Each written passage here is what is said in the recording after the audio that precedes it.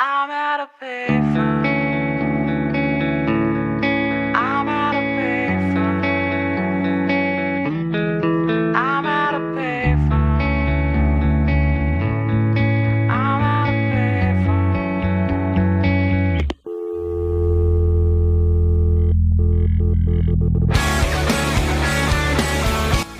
Hello, magandang gabi mga ma'am at sirs. Meron tayong pag-uusapan ngayon. Actually, it's an old video, ito mapapanood nyo. Pero kadalasan ang issue sa akin yung pagiging bias ko. Regarding sa mga kasamaan ko, especially kay Sir Ed. Now, ipapakita ko sa inyo yung mga reasons kung bakit napalapit ako kay Sir Ed. At still, skeptic pa rin naman ako sa mga bagay-bagay. Contrary doon sa pinapakalat nila na porkit kasamahan ko daw ay hindi ko daw dinidebunk. Now, makikita nyo yung mga bagay kung saan kami nagkakasubukan dalawa ni Sir Ed. So, magbalik tanaw tayo sa mga bagay-bagay. Nag-start ang lahat ng ito nung year 2021. I think September yata yon. Nung time na yon, nanonood sa akin si Ma'am Jade Martin, yung yumao na paranormal investigator din.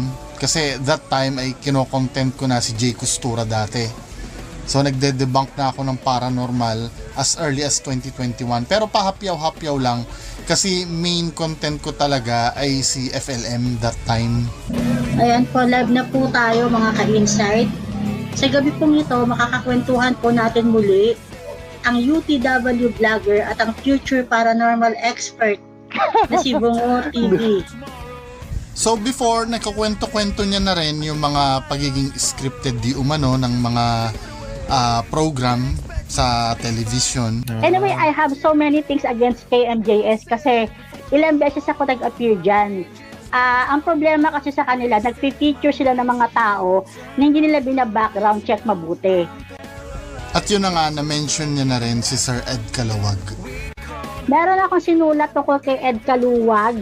Dati ko yung kasama. In fairness naman si Ed Caluwag, nakitaan ko talaga ng ability somehow. Pero pagdating sa pagbabasa ng tarot cards, wala talaga akong believe sa kanya.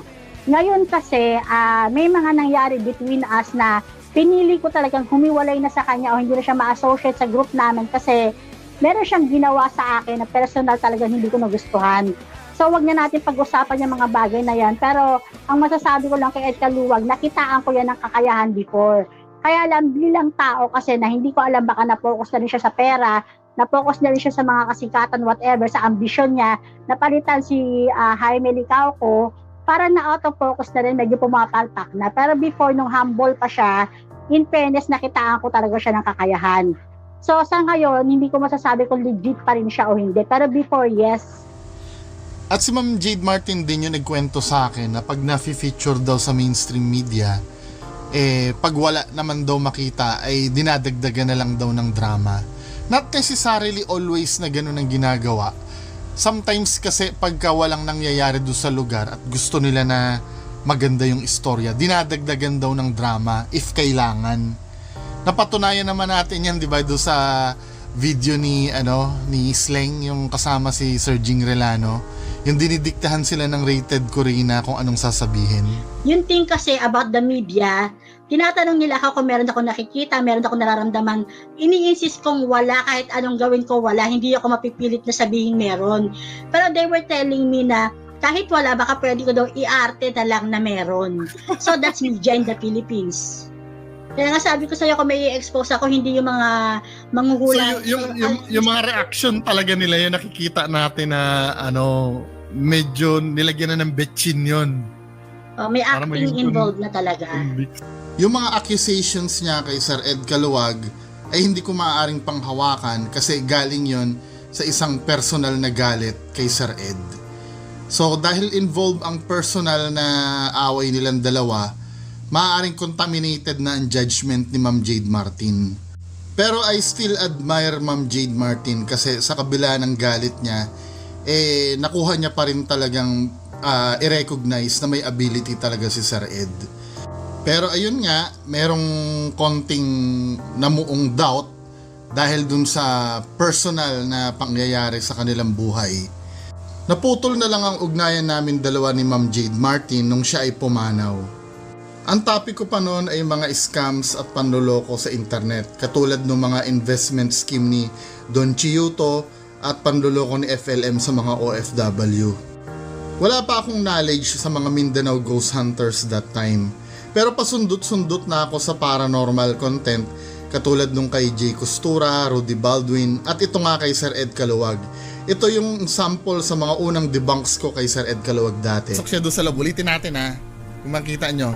Cold reading ang ginagawa ni Ed Caluwag. Na parang Kung mapapansin nyo yung background maitim eh. 'Di ba? Parang na ano.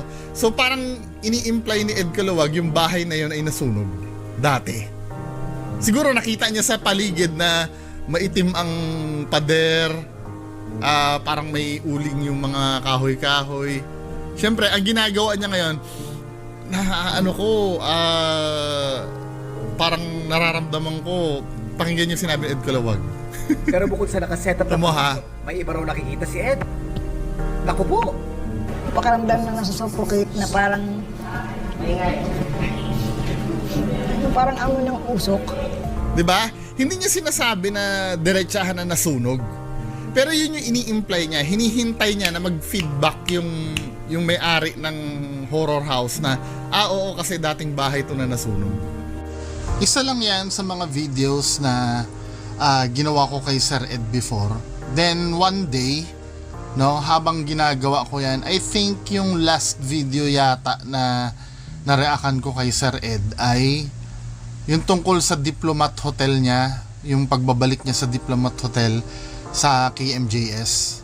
After noon, naka-receive ako ng message sa inbox ko, manager ni Sir Ed, na gusto daw ako makausap ni Sir Ed.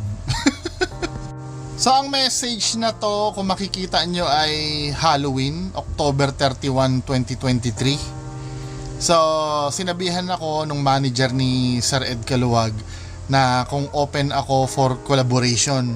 Medyo naninibago ako sa mga ganitong bagay kasi usually ang sasabihin lang naman sa akin huwag kang makialam, huwag kang magnakaw ng video, inggit ka lang. Pero ibang iba pagdating kay Sir Ed Caluwag.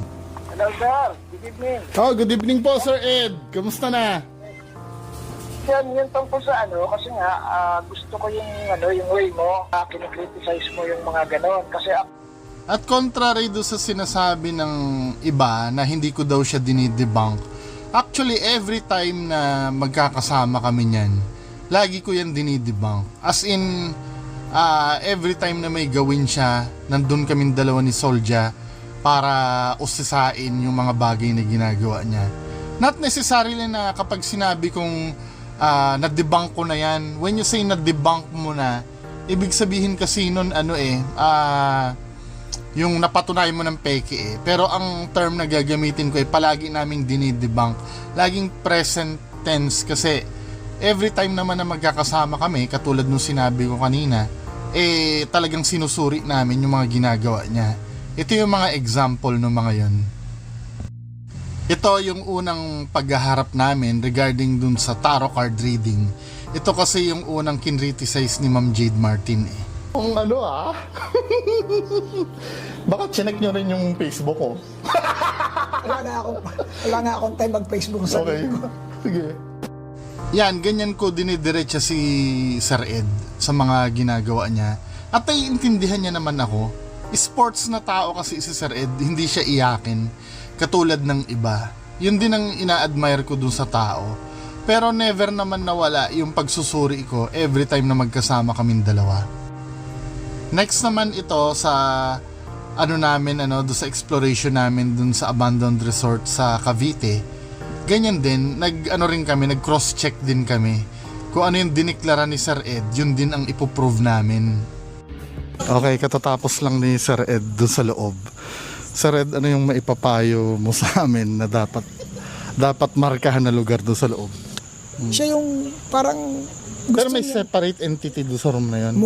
mukhang meron kasi naramdaman ko dun sa CR eh. Lagyan natin. Kasi meron daw dito na sense kanina eh. So kahit ano lang, isang palo lang, makonfirm lang namin na meron. Mali! Hindi ko nakita. Caption mo. Isa pa, isa. Isa pa nga, isa pa! Bibilang ko sana 10 pa lang ako. Kumagat ka na eh. Woy! Very good! Thank you! Thank you po! Thank you! Last na, last. Wala, last. Pang-confirm. Pang-confirm lang. Oh, thank you! Thank you po. Nakuha mo? Yung last. Bilang malinaw. Fuck. Tumayo ba ko? Oo nga eh. Totoo. So, confirm na meron. Hindi kaya pa rin ang huhusga nun. Bagamat pumapabor yung mga test na ginawa namin sa mga sinabi ni Sir Ed, nasa sa inyo pa rin yung power kung maniniwala kayo o hindi. Never pa rin kaming magdedeklara na paranormal ang isang bagay. Now, kung isa sa pinakamalulupit na pinatunayan sa amin ni Sir Ed, para sa akin, itong pag-uusapan nating video na to. Dito sa tagpong ito mga kababayan ko, ikikwento ko lamang, habang nasa cottage kami dyan, kumakain kasi kami dyan eh. Ito si Sir Ed, turo ng turo doon sa puno na yon na may entity daw na nakatayo doon. Yan o yung puno na tinuturo niya na yan. Now, as a skeptic no, to be honest, I'm so sorry Sir Ed, nabubulshitan ako doon. Para bang feeling ko lang, sinasabi lang ni Sir Ed yun para maging impressive siya sa harap namin. Now, ngayon, magde-demo si Sir Ed. Punta. Okay. Para maging consistent tayo. Kasi dito ako. So, gamit niya dito yung dowsing rod na di umano tinuturo daw yung elemento. Which is, nabubulshitan pa rin ako. Kaya, kinumpronta ko uli si Sir Ed. Dapat lalagpas sana yan kung Kasi ang duda ko dyan sa dowsing rod na yan, minamanipulate lang kung saan niya gustong ituro. Sige nga sir, yung kamay, para makita nila na. Kasi ang unang theory ko dyan, may micro movement yung kamay. yan, ayun yung sinasabi mong tingnan natin yung micro movement. Saan? Parang medyo napipikon sa akin si Sir Ed eh. Ito yung side na hindi nyo nakikita pag magkasama kaming dalawa. Lahat yan tinatanong ko talaga. Ang feeling nyo lang kasi, nagiging bias ako. Well, bias talaga ako dahil kaibigan ko eh. Pero for the sake of truth kasi, lahat yan, kailangan alamin ko lahat. Para kahit papaano, no, objective ko na maipapakita sa inyo na walang daya. Ipuntahan ko muna sa Ram, hindi muna natin gano'n. At dahil nafe-feel pa rin ni Sir Ed na hindi pa rin ako convinced dun sa ginagawa niya, determinado pa rin talaga siya na matutunan ko yung ganyang bagay. 'Di ba? Ito ang isa sa ina-admire ko kay Sir Ed, may pasensya siya sa mga taong katulad ko. Kahit na ganon, talagang pinagtiyagaan niya pa rin ako lecturean doon sa mga bagay na hindi ko rin alam. Yung egregor, saan? Yung nakita dyan, tatlo kayo nakakita, tatlo na kayo nag-iisip na meron dyan. Bukas pagdaan nyo, dyan ulit kayo titingin. So yung energy ng takot ninyo, isasakin yan. Up to the point na makapre... Contributing factor din yung takot. Yes. Bakit? Nagre-release ka ba ng energy din na? Nagre-release ka ng energy kasi yung emotions mo negative. Okay. So isasakin yun. So up to the point, makaka-create na talaga ng buo image. Dahil may psychological factor na rin yan no? Kasi tatlo kayo, kukwento nyo, 5 kayo, 10 kayo. Okay? Ini-spread mo na yung So habang dumadami yung dumadaan. At ito na, nilabas na namin ang aming secret weapon kay Sir Ed. Ito yung tinatawag na dead bell. Ito yung ni-reverse engineer ni Sir Lance na gadget na pang-detect ng multo.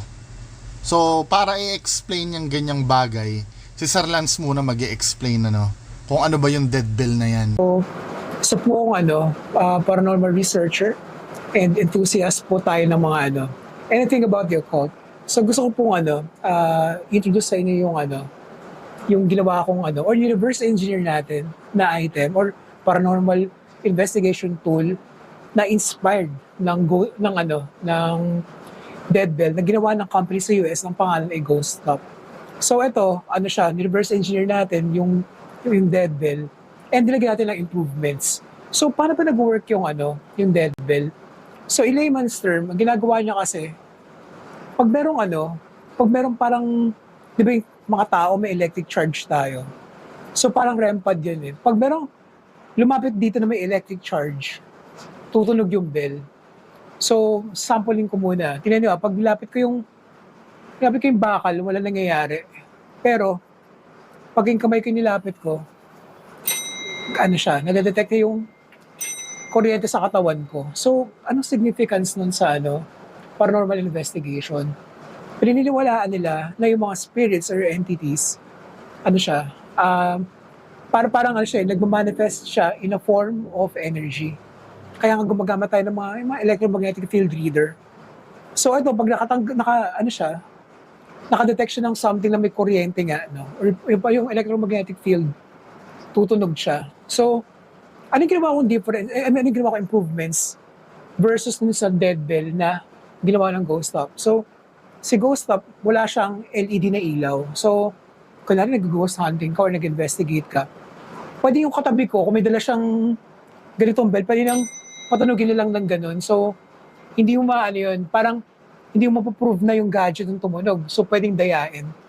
So, para mawala yung doubt na pinindot siya manually, nilagyan natin siya ng ilaw. So, pag ito, trigger mo ganun, tapos umilaw muna siya bago tumunog. Tapos, ang ginawa ko, kasi kung natatandaan yung REM pad, para siyang may dome. Tapos pag lumapit ka, tutunog yun. Pag nando ka within range dun sa sa antena niya. Ginawa ko, mas pinahirapan ko yung dito sa dead bell. Mas mahirap pa siyang i-trigger versus dun sa sa gawa sa US. Kaya mas mahirap pa. Pwede ko siyang gawing paikot, pero gusto ko sobrang lapit lang. At least mga 2 inches lang siya. Tumunog ko. Kailangan malapit. So kaklaruhin lang natin hindi siya katulad ng music box na gumagamit ng motion detector. Kasi dinemo ni Sir Lance, yung baston niya hindi naman natitrigger. Kailangan ma-disrupt mo yung EMF na binubuga ng device para matrigger siya. So kahit sanga pa yan na gumagalaw-galaw sa harap ng bell or hinangin, hindi talaga matitrigger yan. So balik tayo dito sa field. Nilabas ngayon ni Sir Lance yung bell na yan. At dyan mapapatunayan kung totoo ang claim ni Sir Ed. Demo yung dead bell.